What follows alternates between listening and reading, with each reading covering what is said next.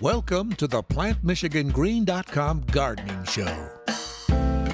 Presented by the Michigan Nursery and Landscape Association. Now here's your Garden Show host, Dr. Bob Schutzke. Hello everybody. Welcome to the PlantMichiganGreen.com Gardening Show, brought to you by the Michigan Nursery and Landscape Association. I'm Dr. Bob, your host for the 2021 gardening season. Tune in every Saturday at 4 p.m. through August. We will share garden insights, feature guests from Michigan's green industry, and answer your questions submitted through PlantMichiganGreen.com Ask the Expert. Our hope is to make the most of your outdoor living experience. During the week, you can log on to PlantMichiganGreen.com, your landscaping and horticulture resource, to pose gardening questions, find a professional horticulturist, locate a retail garden center in your area, or become aware of the rewarding careers in Michigan's green industry. We will spend today's show with Ian Warnock, lead horticulturist with Frederik Meijer Garden in Grand Rapids, Michigan. He will be with us after a short break, so stick around and get into the gardening groove on the PlantMichiganGreen.com Gardening Show on News Talk 760 WJR. Welcome back. We're here with Ian Warnock, lead horticulturist with Frederik Meijer Garden in Grand Rapids, Michigan. Ian is an interesting individual. He's a transplanted Scotsman, attended the Threave School of Gardening in south of Scotland, studied at Longwood Gardens in Pennsylvania, and later returned to the U.S., worked on a private estate outside of Philadelphia, a large garden center in Maryland, the U.S. Botanical Garden in Washington, D.C., and was the head gardener at the British Embassy. In 1995, he moved to his wife's hometown of Grand Rapids, Michigan, where he's currently the lead horticulturist for outdoors at Frederik Meijer Garden. Ian has also been actively involved in the design and layout of many of the gardens, but his main duty is taking care of and having fun in the Lena Meijer Children's Garden. Hi, Ian. Welcome to the PlantMichiganGreen.com Gardening Show. Hi, Bob. Thanks for having me. Yeah, it's great for you to be with us. And so, what can you tell us about Frederik Meijer and the Frederik Meijer Gardens? Well, Fred Meijer was quite a guy. He and his wife, Lena, and Lena's still alive. She's 102 right now. And yeah, Fred was a character and a really nice gentleman. And he would remind you very much of maybe your own parents or grandparents. Fred's dad had a barber shop up in Greenville in Michigan, and he sort of branched out somewhat as selling milk from his farm. And then that branched out into a grocery store, and Fred took it a few steps further. And now there's a Meijer grocery store all over the place, I think in 5 or 6 states. And Fred was a philanthropist, he and Lena both, and they gifted us the property way back in the early 1990s. Gave us 70 acres, and a few years later we started building the gardens. We've got about 70 acres at the beginning, and right now we've got about 158 acres, which is under landscape and buildings, parking lots, that type of thing. I was told that Lena was quite the gardener. Yeah, Lena's the gardener, and Fred was a sculpture collector. And so we have a couple of areas in the gardens sort of dedicated to Lena. There's the Lena Meijer Tropical Conservatory indoors, and then the Lena Meijer Children's Garden. That, in fact, that's my garden. I take care of that. Yeah, that's cool. Can you tell us about the Children's Garden? Yeah, it's about 4 acres, and it was built or opened in 2004. There's 10 different themed areas within it. And, we've got water features, we've got sculpture walk, like for the kids. We've got a log cabin, treehouse village. There's a quarry area for digging for fossils, things like that. Yeah. And it's just it's a fun garden to be in. I always say it's a place where knees get dirty and thumbs turn green. That's cool. How did you get involved with your position at Meijer Garden? Well, my wife and I were living down in Maryland. I was working at the embassy at the time. My wife was a gardener for the White House. And my mother-in-law kept on sending newspaper clippings. This was before the times of texts and emails. And she kept on saying, you got to come up here. They're building a new garden. Maybe you guys can get a job up here, come and visit. And so we came up, and I happened to bring my resume that day, and I showed it to the director, and I guess she was impressed enough, and they hired me, and I started a few months later in November of 95, and I've been here for almost 26 years now. Oh, wow. Yeah. I didn't realize it was that long. Yeah. So have you seen the garden really take shape from its beginnings? Yeah, very, very much so. It's one of those things where we just never expected what we have today. I mean, not even in our wildest dreams. I mean, from the small area, the 70 acres, we've more than doubled in size. The buildings are bigger. The gardens are bigger. We've got more spaces. Sometimes I get speechless because there's just so many things to think of, and I sometimes think, did I really do that? Did we do that? And it's like, well, hey, it's here, so we must have done it, Right. And so from the front entrance all the way through, there was a period of time we were going like a train on fire, and there were days where I was like coming in when it was dark and leaving when it was dark, and there was, I think, one period of time we were putting in the 3 gardens, major gardens, all at the same time. The amphitheater, the children's garden, and the farm garden were all going at the same time. Isn't the farm garden kind of a replica of Lena's family farm where she grew up? It is, yeah. That's the Lena Rader farmhouse in the Michigan Farm Garden, and it's based on a sort of 1930s farmhouse. The farmhouse itself is a scale replica of her parents' house. I think it's about maybe 2/3 or 3/4 scale, and the vegetable lots around it. There's a windmill and a pump. The kids can pump the water, and the water comes out the spigot. The windmill, in fact, is original. Lena, when she was a wee girl, used to climb up there with a pail of milk and a piece of cake or something and watch the world go by. We have an old barn that's over 100 years old. That was an old Amish barn, and we put that back together as well. And we actually have I guess a family funeral plot out there as well, and Fred is interred out there. Oh, wow. Yeah, wow. So it's very much the traditional 1930s Michigan farm. Yeah, cool. Yeah. Ian, we need to take a short break, so Sure. So stay tuned for more with Ian Warnock and the Frederik Meijer Gardens and the PlantMichiganGreen.com Gardening Show on News Talk 760 WJR. Welcome back to more of the PlantMichiganGreen.com Gardening Show with your host, Dr. Bob Shutsky. Welcome back. We're here with Ian Warnock, lead horticulturist with Frederik Meijer Garden.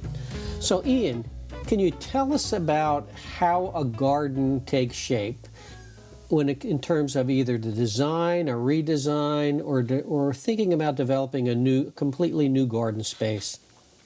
Okay. Well, I can give you a good example of the Lena Meijer Children's Garden. That's the area that I'm in charge of. And we opened that up back in 2004 on Father's Day. But we had been working on that for about 5 years before that, actually. We'd gone to various segments of the public, master gardeners, garden clubs, schools, and we did a survey, and we asked all the people involved, what they would like to see in a children's garden. We took that and we went into kind of a committee. We had Herb Schall from EDAW out in Colorado, and his company came over. They were the landscape design company for us. But we also had people from the gardens. We had outside people. Oh, we had Jane Taylor, the late Jane Taylor from MSU. So kind of an unofficial grandmother for me. I'm one of the kids, you know. Yeah, she's the official, unofficial grandmother of kids' gardens. That's right. For sure. That's right. And so Jane Taylor was there, and a few other people. But the important thing was the stakeholders, as it were, of the gardens. So we had representatives from each section of the garden, whether it was horticulture, sculpture, education, facility attendance, hospitality, philanthropy. You know, everybody was involved in one way or another. And we spent about a week with EDAW, and basically we just threw ideas at them. They stuck them on the wall. In the afternoon, Herb's people got together. They built maquettes of the garden. They drew, sketches, mock-ups. And then the next day we came back and we said yes, no, add this, take away that. And, design by committee sometimes can be a bit crazy, but this time it worked quite well. And then after that, then it went to smaller committees, and we separated out, and some of us worked on water features, some of us worked on where the sculptures would be, seasonal gardens and things like that. And a few of us travelled around the country. We were lucky enough. I went to Disney down in Florida a couple times, Cleveland Botanic Gardens, a few other gardens around the Midwest, just to take a look at other children's gardens, get some ideas. Imitation is the best form of flattery, I guess they say. Right. And yeah, for so, sure. Everybody. It's a small community, but we all get on with each other, and we beg, borrow, and steal ideas from each other. And that's kind of how we put that garden together. And then it took about 2 years to build and install all the hardscape and the landscape. And we opened 2004, and it was like, as soon as we opened the gates, hundreds of kids went through, and everyone's been enjoying themselves ever since. Yeah, I when I visit the gardens, I just kind of sit and watch the kids, and you can see the expressions on their face, the energy in which they put into those activities there, and so it's a great. Actually, it's a great life skill, when we introduce kids to horticulture earlier on, and it kind of sticks with them for the rest of their lives. Yeah, I've got what I call the Mark Twain experience, and it happened quite a few years ago. There was 3 brothers, about 4, 6, and 8, and I was using a hand mower, just a push mower, cutting the grass, and one said, well, what's that machine? So I told him, and I looked at his grandmother and said, can I give him a shot? And she said, yeah, and the wee boy mowed some of the grass, and I said, that's really good fun, isn't it? And his younger brother said, yeah, well, can I get a shot? And off he went, and then the 4-year-old said, I want a shot too. And, before too long, I had all the grass cut for me. I've had kids water. I always find that if a kid stops beside me, they want to ask me a question, they're curious about what's going on, and if I'm watering, I'll say, hey, grab the hose, and water the flowers for me. And in most cases, they're not going to do any harm anyway. So I just turn the pressure down, and they water the plants, they fill a bucket, and they're quite happy. They look at their mum and dads for, am I doing okay? And they're just having a blast. And I love doing that. It gets the kids involved. And the way I look at it is they're tomorrow's paying customers. So if we can get them at an early age, they're tomorrow's customers and they're tomorrow's gardeners. Right, yeah, for sure. I tried that with my son and daughter when they were young about weeding, and it lasted for a short period. They kind of caught on that, yeah. that this was not really gardening. Yeah, I did the same with my son, and after a while I get lost with worms and ladybugs or something. Right, yeah, right, exactly. And so has the children's garden gone through any updating, reversions, or through the years? Not too much, but we're actually in the process of doing that now. There's a couple of things we want to change around. I mean, it's just like any other garden that gets maybe a wee bit old, a wee bit tired looking. And, so sometimes, a lick of paint works well, and other times you've got to, take a step back and say, this isn't quite working now, we need to change things around. So I think that's the case with most gardens anyway. Yeah, sure. Can you tell us a little bit about the Japanese garden? Because I often hear, I've been there several times, and when I talk to friends or other family members, they always seem to mention the Japanese garden. Yeah, it's quite a thing. It was designed by Hoichi Kurusu of Kurusu International, and he designed the Anderson Japanese Gardens in Rockford, Illinois. And I forget the name, the Japanese garden in Portland, Oregon. Oh, yeah, right. Amongst several other gardens around the country and around the world, actually. But it's about 8.5 acres. It used to be a couple of sort of retention-type ponds that we had as part of the wetlands. And we went through, we drained, we cleared the area. And it's about 8.5 acres of, winding paths and gardens and traditional Japanese garden features like a Zen-style garden, the different bridges, bonsai garden. We've got a Japanese tea house that's open at certain times of the year to the public, and we have tea ceremonies. So there's things like that. We use plants. We made sure that we use plants that are native to Japan, as many as we could. But, we also use plants that are hardy and suitable for our climate here in West Michigan. Mm-hmm. It always interests me, the pruning style and the culture that goes into pruning in a Japanese or an Oriental garden. And so I noticed that quite a bit when I walk through your gardens. Yeah, it's kind of an interesting thing to watch. It's a wee bit of a foreign, well, it's definitely a foreign culture to me.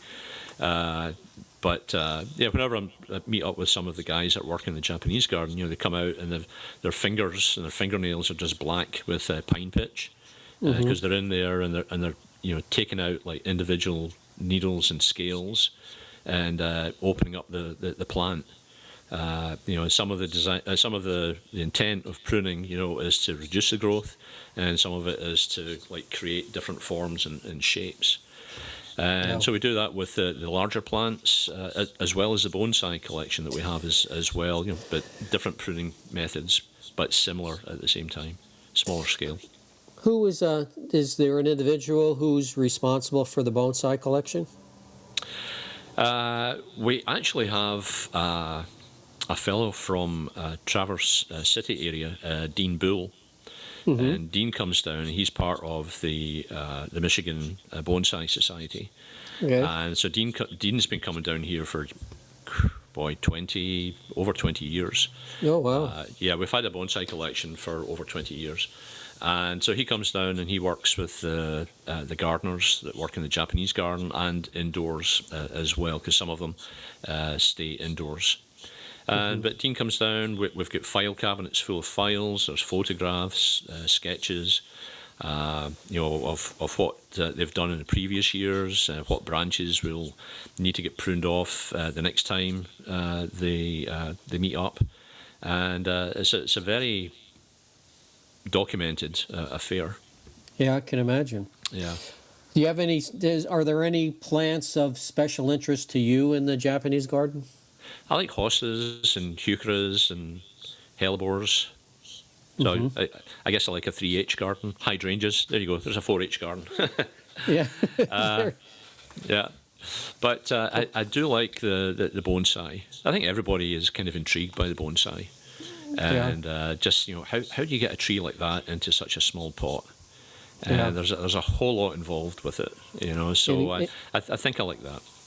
Yeah, when you think about what it takes to keep a plant in check and to miniaturize a plant that wants to be 40 feet tall, it's kind of unique. Oh, yeah, very much so. I was very lucky. A few years ago, I did a bit of a consult job in Korea, and I got to see the Samsung collection. and there was very few of the Western people to get in there. And the collection is just amazing. And they've had a juniper that was 950 years in training. Whoa. So it was older than that, but it was Right, 950 yeah, right. years. And just the size of it, it was a pretty big plant, but maybe about the size of a yew that we would have in our yards. But 950 years and just growing in a small pot, it's just incredible. Yeah. Well, cool. We need to take another short break, so hold on. Sure. And so stick around for more with Ian Warnock and the Plant Michigan Green Gardening Show on Newstalk 760 WJR.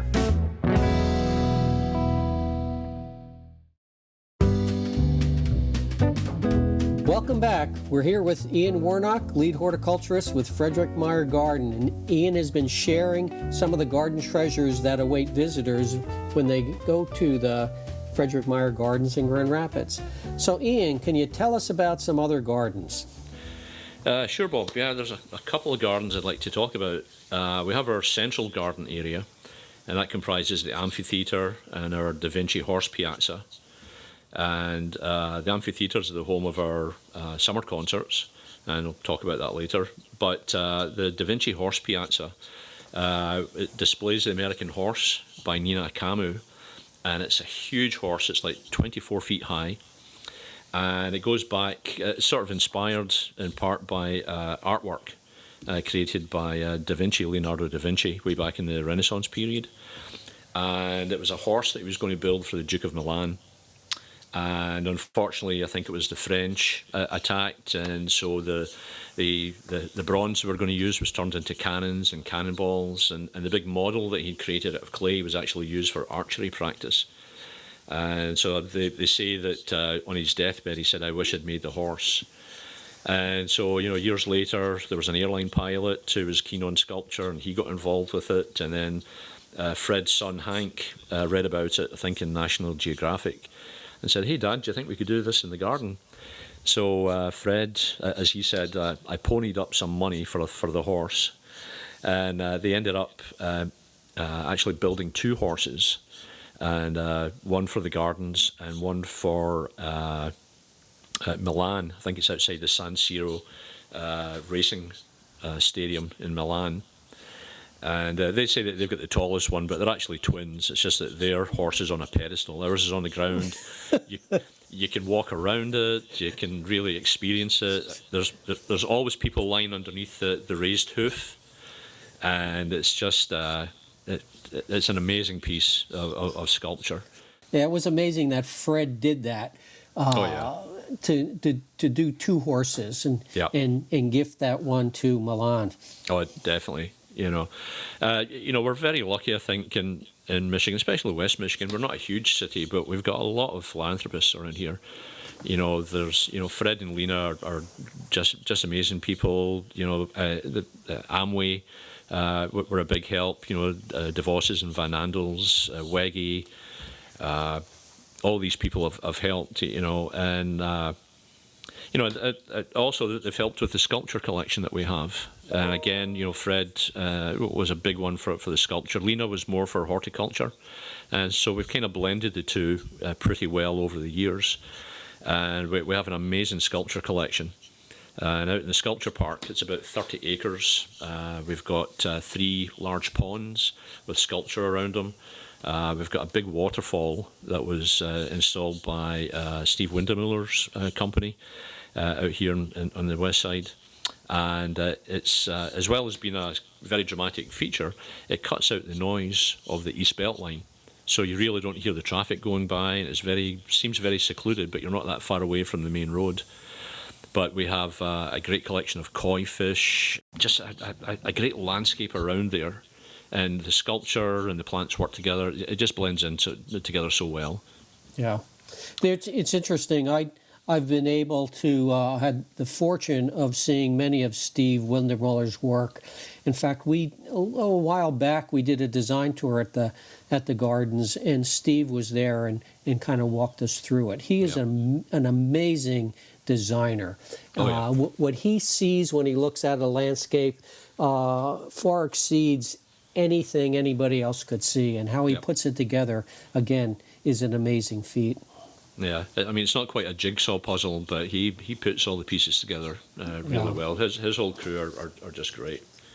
And like I said, it's a great backdrop to all the sculptures. We've got pieces by Auguste Rodin, we've got Henry Moore, Barbara Hepworth, Roxy Payne, and some really, really big pieces, 24, 30 feet high, and then some smaller pieces that are more, people size, and you can actually interact with them almost, so art is a very personal thing. I've learned a lot over the past few years, to appreciate art. Before it was like, I was a bit like Fred. If it looks like a cow, it's supposed to be a cow, that type of thing. But nowadays, I can look into it and say, oh, okay, maybe that's what the artist was talking about. But the old saying, one man's meat is another man's poison. Art's personal, and I think we've got something for pretty much everybody here at the Gardens. And it's like you say, it's a nice blend. In some cases, the landscape is supportive to the sculpture, and in some cases, the sculpture is supported to the landscape. And I love when I go to Washington, I love walking through the sculpture gardens in the Smithsonian. Oh yeah. And again, it's how the designers take the two and integrate them. Is a real treat, and I think it's all there at Frederik Meijer Garden. Yeah, I think what shows that we've got a fantastic collection is that the Smithsonian have actually given us some pieces of sculpture on loan. Oh, really? And they don't do that for everybody. So it shows, how well up we are, I guess, in the sculpture community. In fact, we are in, I think, the top 30 sculpture museums in America. We're in the top 100 in the world for people to visit us. Yeah, it's certainly worth a visit. For our listeners, if you want to do a field trip, you need something to do for the day or for a weekend, it's worth the trip to go to the Frederik Meijer Garden. Definitely is. So tell us about some other things. You've talked about or mentioned the amphitheater in a music series. Yeah, that's right. Every year we have the Fifth Third Bank Summer Concert Series. And unfortunately, for obvious reasons, we couldn't have that last year. But, we're certainly hitting it big time this year. I think we have 28 concerts booked through the summer. And they're pretty much packed into, I guess, mid-July to mid-September. We've also got Tuesday night concert series as well. So the Tuesday night series is like local acts from around Grand Rapids and around West Michigan. Well, in fact, the whole state of Michigan. But the other concert series, the Fifth Third Bank series, we've got people from all around the world. We've got lots of big names we've had over the years. This year we've got the Beach Boys played just a couple nights ago. For the mature fans, I guess, we've got the Beach Boys, America, Kansas. Oh, great.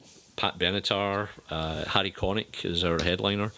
But we've got a lot of other bands, OAR, Old Crow Medicine Show. So we're featuring indie, R&B, soul, country, classical with the Grand Rapids Symphony here for the first two concerts. So again, like the sculpture, we've got something for pretty much everybody. How would people get more information about the music series? Well, if you get online and you go to www.meyergardens.org, and that's our main website, and they'll find out everything there about the gardens, everything about the concert series that we have, and any upcoming shows that we have, including plant shows. We've got our Herb and Gourd Fest coming up in September. We've got a Dahlia show in August, and we have our Fall Bonsai show in October. So there's a lot going on at the gardens, and definitely want to invite as many people to come and visit us. Everything's looking pretty good. You might have to pick up a shovel or a rake if you come and visit me. Yeah, right. But we're definitely busy, and folk are coming through, and it's just great. After last year, it's just been great having people come back, and they're coming back in numbers.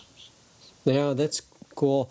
So if there is one thing that you would like to tell our listeners before we leave, what would it be?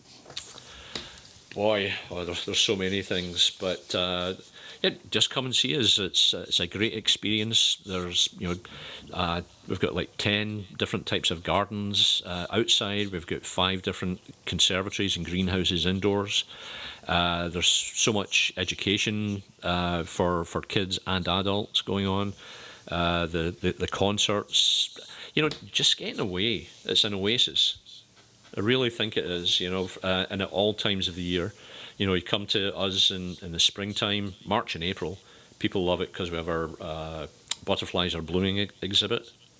Mm-hmm. And, if you've got, a foot of snow outside and you come in to a conservatory it's the biggest conservatory in the state, and we have 6,000-7,000 butterflies flitting around over a period of 2 months, and it's 80 degrees inside and it's like 25 outside. It's definitely an oasis, and probably the best thing to see. Yeah, that's great. Well, Ian, thanks very much for being with us today. You're welcome. Provided a lot of interesting and useful information, and it's always nice for me to talk to a horticulturist from the UK. I have a real close friend who is in the UK. He's a horticulturist, and it's a treat because I think you guys take gardening and horticulture a lot more serious than some of us in the States, and so your training is a lot more extensive when you're coming through the system. I think so. That's what we've been told over the years, and it's kind of nice to hear that. And I like to give the two or the tuppence worth, as we say, from the other side of the pond. Yeah, cool. Well, thanks again, and we'll talk to you. Yep. So stay tuned. We need to take a short break, and we'll be back with more from the Plant Michigan Green Gardening Show on Newstalk 760 WJR.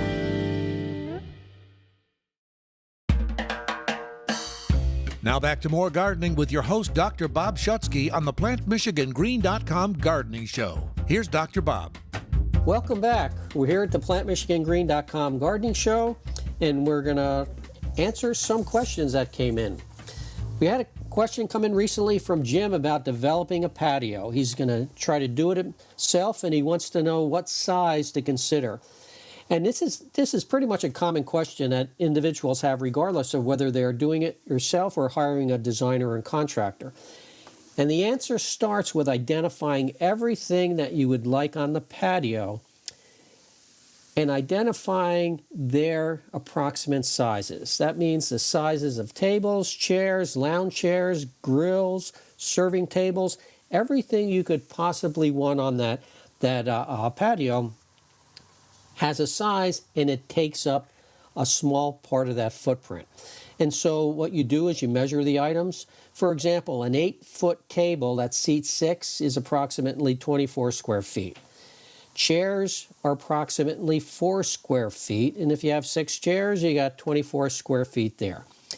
And also, you should consider the circulation around the patio as well. And so if you're moving a chair out, you usually add another 12 to 15 square feet. Now, I mean, it sounds pretty institutional when we're coming up with these figures, but this helps with, again, sizing. For example, a serving table could be roughly 24 square feet. A lounge chair, 12 square feet. A moderate-sized grill can be somewhere between 10 and 15 square feet. And so when you add it all up, that gives you the amount of dedicated space for your furniture, the amount of approximate space for your circulation, and then you can expand it beyond. In the old days, people used to say, oh, I want a 15 by 15 square foot patio. And then what happens in years, they wind up having to add on to it because there's not enough space. Also, nowadays, when if you're dealing with a designer, and outdoor kitchens are a real popular item, and they take up a whole bunch more. So when it comes down to it, if you want to start, you start by adding up everything that you want on it, fire pits, hot tubs, all of that, those materials, and it gives you an approximate area of square foot that you need. And one thing about the building a patio, when you think you have it designed at the right square footage, you're always going to need more space. So you bump out a little bit higher. So Jim, hopefully that gives you an idea. The next question came in from Steve, and the question is, I have a small maple tree. It's 10 inches in diameter. It has developed a split in the trunk of the tree. I have to look around. I tried to look around YouTube for a remedy, and there's a lot of conflicting opinions. Some say paint, some say cut the dead bark off, wash it with bleach, and some say do nothing. Some said wrap the trunk with tape. And so what do I need to consider? I asked Steve to send a picture. He subsequently sent a picture. And the good thing about this tree is I was able to see the wound, and I saw that the callus tissue at the edges of the wounds were already growing nicely and starting to close that overall wound. And that's one of the things we look at when we see bark splitting or any type of trunk damage. Is the callus formation progressing to close the wound? And in this particular case, the wound was closing nicely. It had a nice callus bead along the whole edge of the overall wound. And so the only thing that we suggested that he do was just take away some of the dead bark, the frayed bark that was at that edges, without cutting into the callus bead. We call this tracing back to live tissue. And this removing of the dead tissue removes any cavities that could harbor insects. So in Steve's case, he didn't have to paint, he didn't have to wrap, he didn't have to wash or do anything else. So thanks for your question, Steve, and hopefully this helps you out. And so don't forget to visit our website, plantmichigangreen.com, and click on Ask the Expert to submit your landscape and gardening questions. You may hear your question on the air. And remember to tune in every Saturday at 4 p.m. through August for the best information and advice for your outdoor living experience. And during the week, don't forget to log on to plantmichigangreen.com to find a professional, a retail garden center, pose your gardening questions, or explore rewarding careers in the green industry. That's all for this week. I'm Dr. Bob, wishing you sunshine and happy gardening. Thanks for joining us, and we'll talk again. You've been listening to the PlantMichiganGreen.com Gardening Show with Dr. Bob Schutzke, presented by the Michigan Nursery and Landscape Association.